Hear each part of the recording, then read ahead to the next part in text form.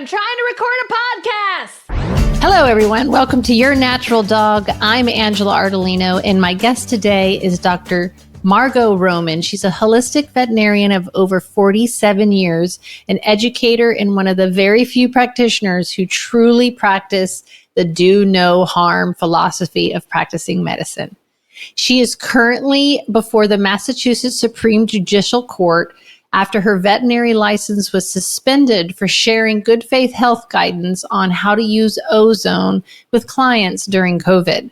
We're going to unpack what her case is really about: free speech, veterinary ethics, and a vet's duty to protect public health, and why this fight matters to every pet parent who wants honest, evidence-based information about safe, natural care.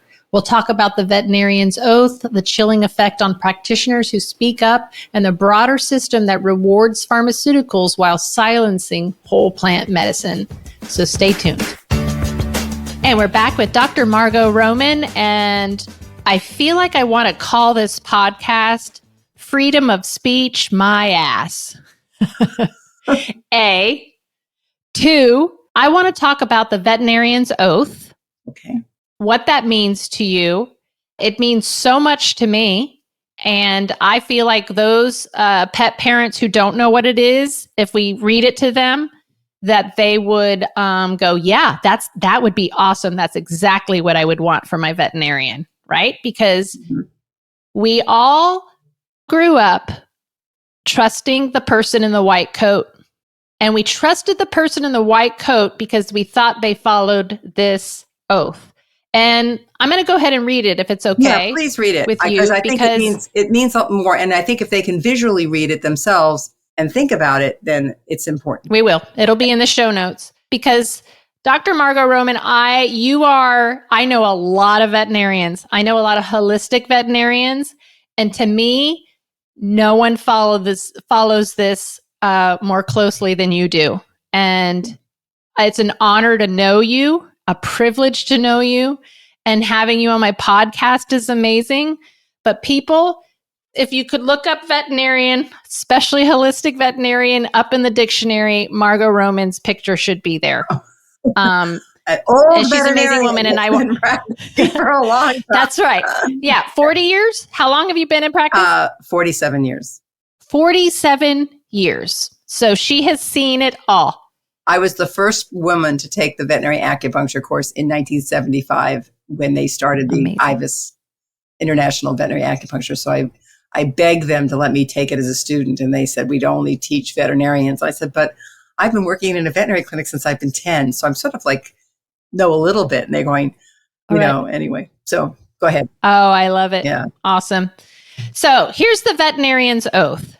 Being admitted to the profession of veterinary medicine, I solemnly swear to use my scientific knowledge and skills for the benefit of society through the protection of animal health and welfare, the prevention and relief of animal suffering, the conservation of animal resources, the promotion of public health, and the advancement of medical knowledge.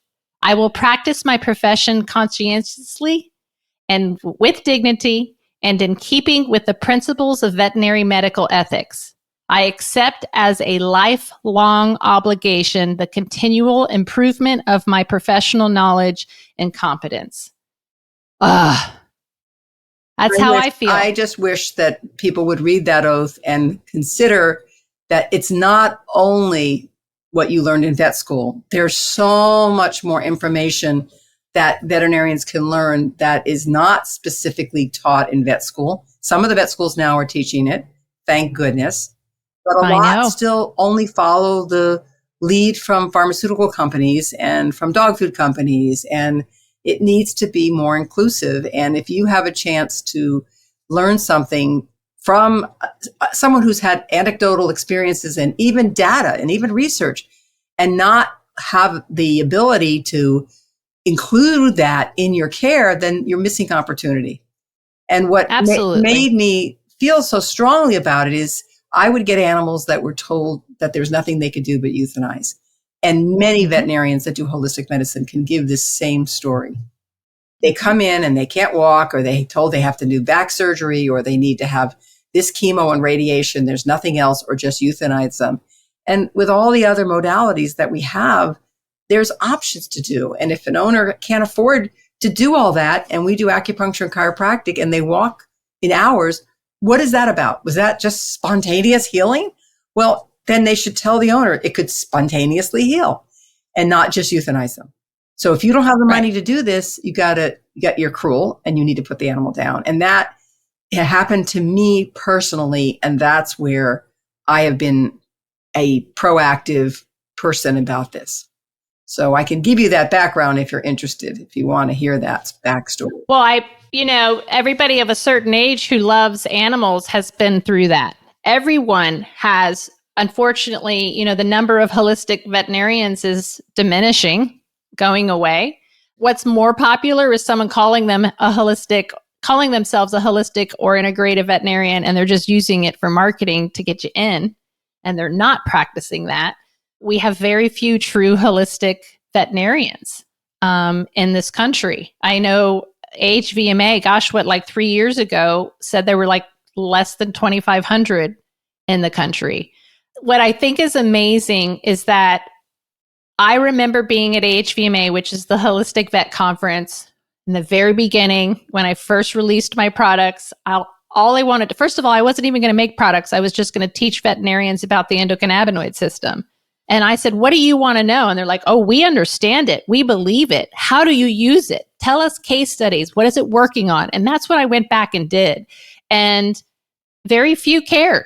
I thought for sure the first time I stopped a seizure or got a dog up and walking again with one dose of my formulations, or put multiple types of cancer into remission, all of these things, I thought my phone was going to be ringing off the hook. I thought now that we have 100,000 pet parents who've used the medicine themselves and got that same message over and over and over again from their veterinarian, there's nothing more that we can do. And then they come back 6 months later and the dog's still there, and the veterinarian goes, what? How is this possible? And they tell them, I wait for that veterinarian to call me. Nobody cares, Margo. What's going on here? That's what comes up with the story. And I thought, that's what I'm going through. I can't imagine 47 years of this bullshit. Right. How the hell do you keep going and keep up the fight? And I keep up the fight because of people like you, because it's just like, this is exhausting. And I have never received so much hate in my life. Well, I think it's possibly it's like people think that they know everything to take care of their animals, and when they're veterinarians, and they live in their box and they stay in that box, and they know every corner of that box and they know every bit of it. If you ask them to walk out of that room or that box, they don't know anything. So it makes them feel very insecure that I don't know. And I tell people I know this much. And the more I know this much. And the more I know this much. Exactly. I know nothing. I get at the end of the day, I feel like there's massive amounts of stuff that I can learn. But if you don't go out of your box, if you don't look out the window of your house, you're never going to see the world. And you've got to look at the rest of the world, because there's so many ways.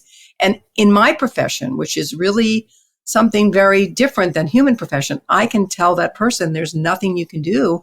And the only thing that you can do is euthanize. And that's humane. And it's wonderful to have that option.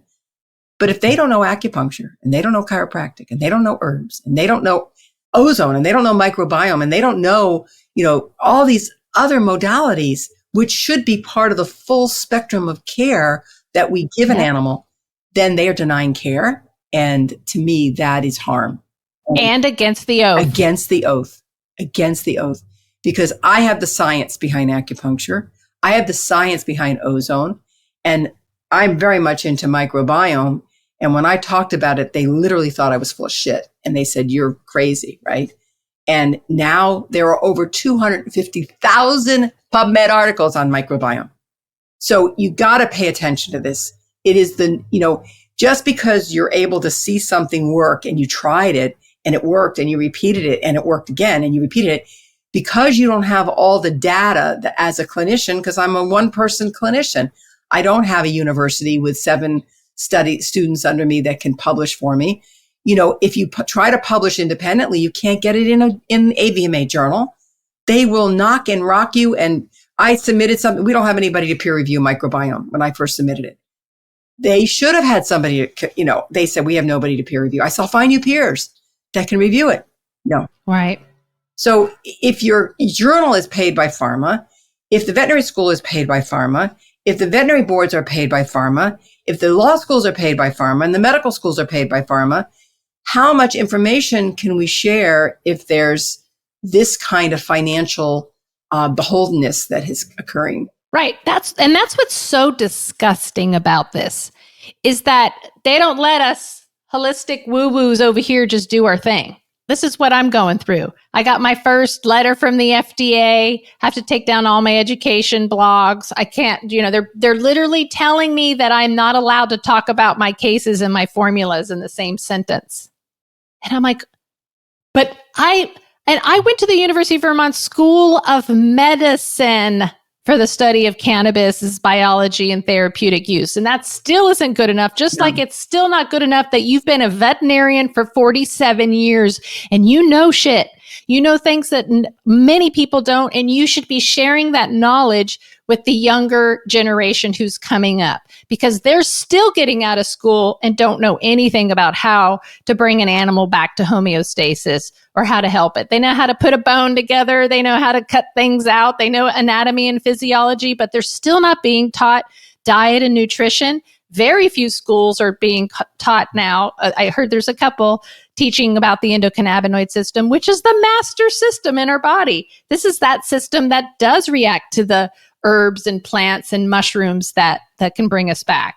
Yeah, my horse had cancer and I had been treating him for 6 years with cancer. And he was his name was Champ and he was a Morgan. And I rescued him at 16. He was going to be euthanized because he had such severe allergies.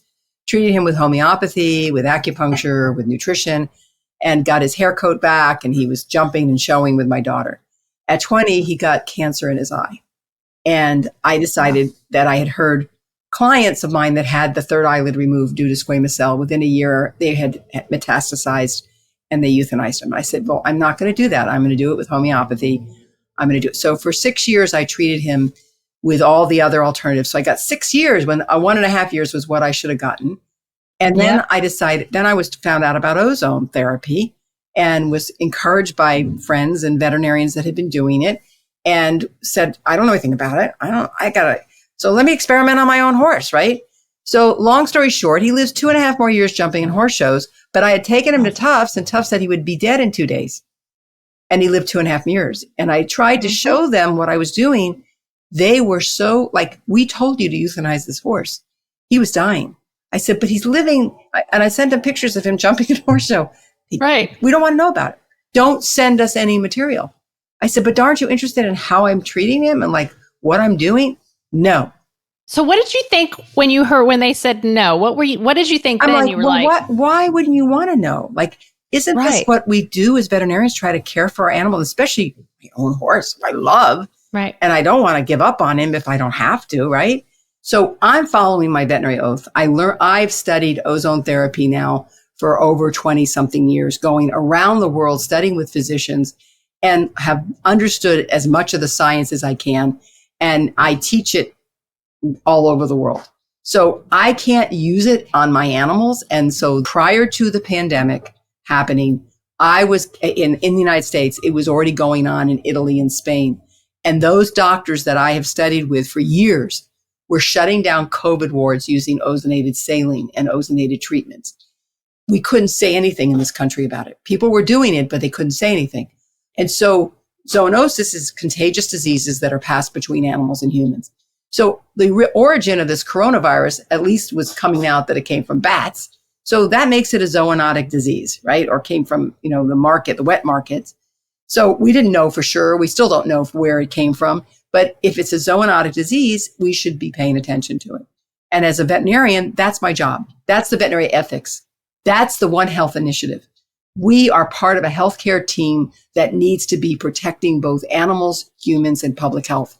That is our oath. And not to be able to do that is, to me, unethical.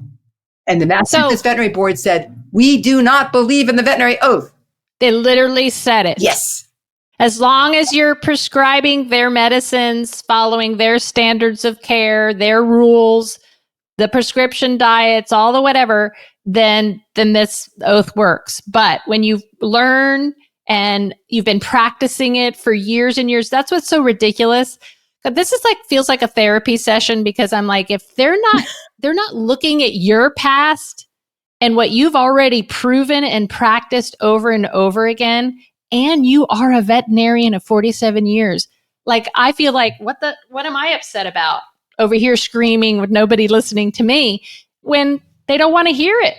I think I'm hoping that things are going to evolve and change, because we need more options. We just can't have surgery, chemo, euthanasia. I mean, why is there not this broader thought? And this is where I'm expanding, and I'm doing lectures on. I lectured in Cuba last month on the spectrum of care. Okay. This was an international scientific meeting.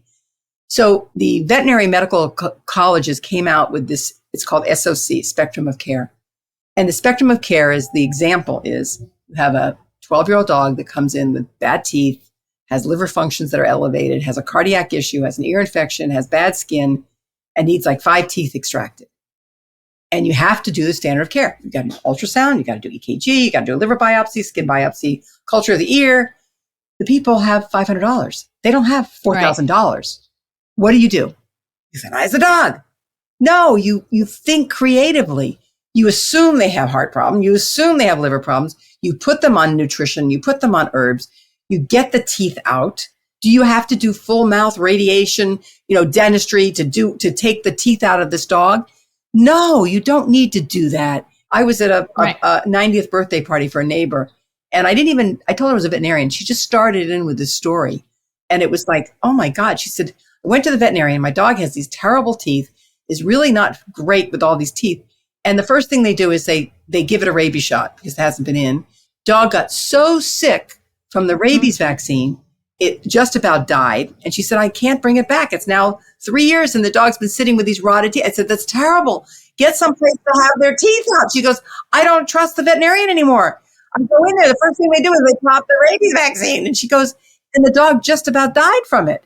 So I don't know if you know this, I owned a groom shop, a very busy groom daycare boarding shop. I would see 75 to 100 dogs every Friday, Saturday, and Sunday. Wow. And that's what I heard over and over and over again. So that is why things may change, but I'm not sure they're going to change for the better, because they're not going to give in. They're either going to buy up the holistic or start teaching holistic or whatever. Look at the cannabis industry or medical marijuana. Mm-hmm. Do you know that medical marijuana is now trying to control hemp, over-the-counter hemp? There's states now, I believe Alabama, I can't remember what happened. I can't even keep up, because now the states, California just did it. I'm in California now. California didn't make their tax bill goal. And so marijuana industry said, well, it's because too many people are finding relief in hemp. So he made hemp have to go into dispensaries. Thank God they didn't include animal products, or literally some of our products wouldn't be able to be sold over the counter. So it's always about control. So I feel like even when they're forced, because there's way too many people who have that exact story, that they do not trust the vet. They've spent all kinds of money and the dog is still the way it is. And that's because they're not taking care of the gut microbiome. Exactly. They don't know about diet and nutrition. I'll tell you that, if we get off on a little bit of a tangent, that is the most important thing. If 80% of the immune system comes from your gut, what should you do? Give it antibiotics? Did you know the endocannabinoid system is now called the endocannabinoid OM, because it incorporates the gut microbiome is considered part of the endocannabinoid system now. That's great, because I've always felt that the cannabis was a plant that grew for millions. I mean, 100,000, not like a million years ago. It's one of the older plants, and the animals would graze on it and eat that. And that is, the microbiome has been around for 4,000 million years ago. So it's been around, and all this stuff has been part of its origin. And the fact that it's been taken away from the food source for so many years, how many of those microbial diversities that needed that never have gotten that for the last at least 150 years, where it has been. And mushrooms. And mushrooms too. Mushrooms, eating 3 grams of mushrooms or taking the mushroom extracts feed the gut microbiome for 13 days. Very. So literally these things, like just those two important things that nature provides. Exactly. Everything that we need. Okay, so what can we do? What can people do to help? We have a give, send, and go thing that you can give funds. I have personally spent, this is an appeal to everybody, $1 million on this. I have stood up. I've had 21 years of harassment from the board. And then what was so interesting, the head of our Massachusetts Department of Animal Regulation, when we asked her about the modalities that are included in our Veterinary Practice Act, which I spent $200,000 of my money to get the Practice Act to change in 2008 because of my horse, and spent all that money. They changed the Practice Act, which included acupuncture, which included all these ozone, all that stuff. Not one of them know anything about it. So they condemn it, so it doesn't work. And we asked them how many hours or how many classes or how many, even read a book or whatever, never read anything, never went to a class, never took CE, never did. And then I asked the person, Lorraine O'Connor, and I'll put her name out there. I'm not embarrassed to tell her name. She has never taken any continuing education on any alternative. And I said, but it happens at all these conferences, NAVC, Western States, Midwest. I don't go to any conferences. I only take what's online from the USDA. Now, she should have taken the one that we just talked about that's from the USDA that says we must follow the veterinary oath and we must continue our scientific knowledge and skills. Oh, not that part. Right. Don't do that. Right. But she's the similarities and it just makes me not feel so crazy. So again, feels like a therapy session. We need to call out people that are not doing their jobs. If you're going to be telling people you can't do this and you can't do that, and you have no knowledge of it, where do you have a right to say that when it actually could be saving lives? And that's where, it's denial of care. And they're covered by health insurance. The veterinary insurance companies are covering acupuncture. She doesn't know anything about it. The microbiome. Yep. She doesn't know anything about that. So here she's condemning things that she knows nothing about, and she's directing them to condemn them. And therefore, I'm wrong because I know these things. And I'm not saying I know more than her, but I'm constantly learning and knowing less and less. She knows everything already, and you don't have to know anymore. Right. She should be asking you, tell me more, let me know that, questioning you, and even challenging you. Every time I would send her some literature or data, she would turn me into the veterinary board and make a complaint. So then I have this whole complaint about rabies titers and why we need to honor rabies titers and why an animal who has got cancer or autoimmune disease, and you're going against the label, it says must be given to a healthy animal. And the animal has more antibodies than it needs to go to New Zealand or Australia. And you can't give it an exemption. That to me is going against my veterinary oath. It says I have to, I'm not there to make these animals' lives more complicated and difficult and give them a vaccine that they don't even need. I got rabies vaccinated in 1974. And they told me, and you're still titers. No, they told me in assembly, absolutely do not get another booster unless you get bitten by a rabid animal. If you have an antibody titer, get yourself tested every other year. And if your antibodies are fine, do not get a booster because you can cause an autoimmune reaction to your body. 1974. Okay. I've been titered every other year. Now I just had it done about 2 weeks ago, but 2 years ago, and it was 50 years, I still had antibodies from that first set of vaccination, and I've never had another one.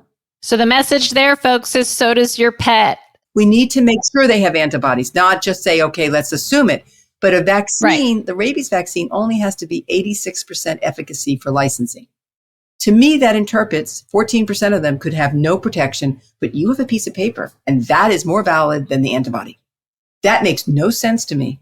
Nope. You have a piece of paper with ink on it that says you had a rabies vaccine, and it should not have, if you have an animal that has an autoimmune problem and you're able to prove that this animal has antibodies or has cancer and it has antibodies, or it had an allergic reaction and has antibodies, that should be a thoughtful work that the veterinarian does with the client. And the veterinarian should not be forced to do something against their veterinary oaths, to comply to a law that doesn't understand the science of the immunity. Right. And this, guys, is serious because, for instance, there's still veterinarians who are scared to death of cannabis medicine and don't know anything about the endocannabinoid system because there is so much fear. They don't even want to talk about it. They're scared to even mention what they do know or their cases because they're still so scared, and it's so crazy. Yeah. What do you think the biggest reason is here of why you're being silenced all the time? I went to a Mass Veterinary Medical Association meeting it's been about 10 years, I guess. And I had been using, CBD more than that. I wasn't using THC at all, just using CBD on pain and everything. And we had assembly, and we had probably about 100 veterinarians in there. We had one of the former district attorney in there talking about, pain. What they were trying to show is a lot of pain medications that were being bought by clients for their animals were being used by people and abusing drugs. This whole presentation that was being done, she wanted to find out how many people used, all these different drugs. And I don't use any of them, right? So everybody said, how many people use tramadol? How many people use, all these other these drugs? And I don't use them. I use homeopathics, and I use acupuncture, and I use chiropractic, and I use CBD, and I have all these herbs. I use all this stuff. I don't need pain medication, right? And they're all using it. And so then she started talking about tramadol, and she said, and GABA, and she said, most of these don't really work that much for pain. And so she starts talking about that, and and meanwhile, people were buying tramadol for their dogs, and they were using it. If they use arnica for themselves, great, and they don't need to take opiates. Wonderful. Right. Why would I want to have somebody taking drugs? So, if you can educate, and my clients, many of them are already educated, and they come in here and they want ozone. And when I sent the email to my clients, all of them knew I do ozone. All of them know I do holistic medicine. It wasn't like I was trying to, go on the internet and sell everybody an ozone generator.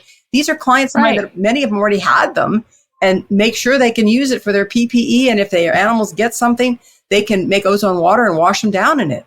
It was just, but, to have this board go after me and take my license for 2 years, and it's been gone, in November, I should get it back, but they may not, because they'll find some other reason. But we need to have people that feel in their heart and soul that they need medication. And Dr. Hessinger, who's with me here, she reminded me that there's a drug that's on the market that if you give the drug, your vaccine won't work. So if a dog is on that drug and gets a vaccine, the rabies vaccine may be ineffective or actually cause serious harm. So if you have an antibody, it just gets worse. If you have these drugs are exactly, just worse. If you have an antibody level, that should be the standard of care. That should be the highest level, and not in Massachusetts. They don't believe in antibody titers. So she said the AVMA won't accept it anywhere in the country, and that's wrong. They accept it on us. Why won't they accept it on the animals? It's pharma controlling, and and I also think it's just easier. Give them the piece of paper. Don't have to think about it. Just vaccinate that dog. Give them a piece of paper. You're all set. And you know what? It's easier. You don't have to think. Dogs are considered property too, so there's no repercussions if I accidentally kill your dog by giving you a rabies when he's old, or a combination of drugs. I totally believe we need to protect the public from rabies. That is our job. Rabies is a terrible, terrible disease. And I recently, ironically, here I am standing up for the rabies vaccine. I always titer my dogs after rabies vaccine to see if they have an immune response, right? And if they have an immune response, I feel like if, God forbid, they get in the woods and there's a dog or somebody or animal rather that is at risk of them, and there's an exposure, I feel like I would boost them if they actually got a physical exposure. But if not, they're protected. So here I am filing things for this next case they have against me about rabies titers. I have a rabid raccoon in my yard that was almost dead. It was found underneath a fern. None of my dogs got exposed. None of my dogs were even near it. But because they were in proximity, they put my dogs into quarantine. So proximity, I looked up the definition of proximity. One of the definitions is mercury is in the proximity of the sun. Okay. How far is that away from each other, right? I live in Hopkinton. If you ask somebody, I'm in the proximity of Boston. Well, that's a little bit of a distance. So they won't, the fact that my dogs had antibody titers that were already 5 times more than they needed to be exported to New Zealand and Australia, and have held their antibody titers. And I did one right after the exposure. They didn't want to look at the science. And that to me is putting your head in the sand and just saying, I don't want to know. Don't tell me that the vaccine can only be 86% effective. I want to know. I don't want them just to give me a piece of paper. I want to know. Right. I want to know. They don't care. They don't care. That's the conclusion I also came to. They don't care about our health or our pet's health. We are the only ones, the pet parent are the only ones that are responsible for their health and have to do their homework because I think everybody corrupt. has to do their homework on their own health and on their animals' health. I think it's really important because, there's just, and now with AI, you probably can have all your lab work analyzed much better than your physician has 2 seconds to look at your stuff. Oh, exactly. Yeah, you have, your cholesterol's high. And if you don't understand your lab work, you can get on a teleconference with a holistic vet who will help you go through it, or a practitioner who understands it, who can read it, who's a holistic practitioner. So you can get help. Margo, do you do telehealth still? I haven't, but I have a license in California and Florida. So what I've been doing in this 2 months, is I've written 2 books. One with Jill Rubin on the complete guide to veterinary ozone therapy, which is going to be premiered at the AHVMA convention. It's coming. Cool. And then I've written a book on the microbiome, the miracle of the microbiome. And I've been doing the fecal transplants now for over almost 13 years. Over 13 years. And it is a miracle. It is a miracle. And if you've done a fecal transplant with your dog, with one of the products that you could buy, it was probably from Margo's dogs. You were probably getting Margo's dog's poop. We sell our fecal through frozen slurries and capsules and everything directly to veterinarians. But we do sell it now to Legacy Biome, and they process it and make it, into their capsules, and it's directly from us. And our dogs are 30 years, 7 generations that never had antibiotics. Live on 7 acres of virgin woods that I only feed organic, and I make it myself. And because I don't feel like, there's too much glyphosate that's in our food chain, too many preservatives. That's my next podcast episode is all about what's going on with glyphosate some more. With the glyphosate microbiome. Yep, absolutely. That's the number one thing it does. Just using our scientific skills and understanding that. Why would we recommend that for animals? Why would we recommend some of these chemicals that we're putting all of the animals when they're so toxic to the microbiome, let alone the dog? But if they're killing the microbiome, that's not a good thing. How can people support this effort of yours? Where should they, can they sign up? Do they sign a petition? We have a change.org for support, and there is a financial piece on there if you want to donate. If people want to send it directly to me, then, the percentage goes down of what they take off. We have one on Give, Send, and Go. And that is also, you can put those up there. And I would love to find lawyers and people that want to support this for freedom of speech.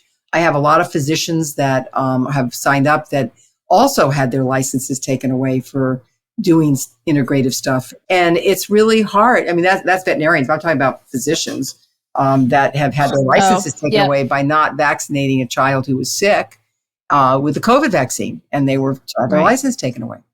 And we know, I'm not going to get into that, but it's, if you use your intelligence and you feel like you have the science, you've read the science, you've seen it anecdotally, that should be enough to share with your client. And your clients come to you because they want that, right? They're not coming to me not anymore, come in and get their 7 vaccines for the year. I don't have those people. Right. They want the truth. They want something that will actually help their animal because they do believe there's something else that can be done, and they don't view their animal as a piece of property. And listeners, why this is so important is that it is a effort, meaning they've been after her for 20 years. They're after me. They're after everybody who's trying to educate you and share with you the science of what Mother Nature can do and provide. If you don't speak up and you don't stand up for people like this, you're going to completely lose access to it. It'll be completely controlled by Big Pharma, and you will never know about it. They have been able to keep it quiet, and we have been fighting, but they really do. Once you start getting a following or have a voice, they do try to squash you. They threaten you. They bully you. I just got a cease and desist. Another one. Never in a million years did I think I'm going to go help dogs and can be in such bullshit fighting for the right to tell the truth. You committed your life to helping animals. It's your whole life. You wanted to be a vet since you were 3 years of age. You worked in a veterinary clinic and you volunteered and you cleaned cages and you went to vet school and you worked so hard and got, work study and, paid your way and all that kind of stuff. And I have spent $1 million defending my veterinary oath. $1 million. It's ridiculous. It's ridiculous that you have to do that.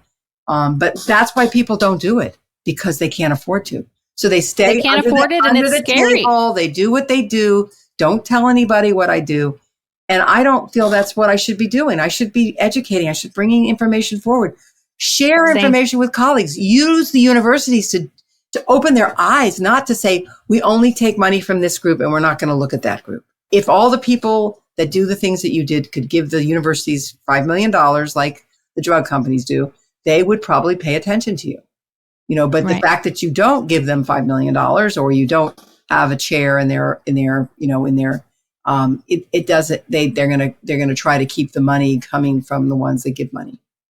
And there's so much money that's spent in Congress lobbying for the pharmaceutical companies. I used to belong to a group called WAND, and we would go to Washington. I went for 30 years to Washington to lobby for women's health and environment and reducing nuclear weapons. And the money that was coming in from pharma to these congressmen and senators at that point was $10 million. I bet it's 10 billion now. Yeah, the Department of Agriculture is agricultural food and medicine is who has the biggest amount of money. There's opportunity for everyone to speak up because nobody wants their animal to be sick. Nobody wants people to be sick. But we've got now 52% of dogs are getting cancer. Well, Margo, I got to go. I got my glyphosate lady waiting for me and I want to talk to her, but thank you so much. I really appreciate a chance to really give the story. And there's more to the story and people can get that story. A lot of it I'll put on the Facebook too. Great. Thank you so much. Keep up the good work. You're a hero of mine and a pioneer. Thank you very much. Thanks for listening to today's episode. Please make sure to leave us a review wherever you're listening from. This is the best way to help pet parents like you find these episodes and get access to all our content. Follow me on Facebook and Instagram at Your Natural Dog and at AngelaArdolino.com.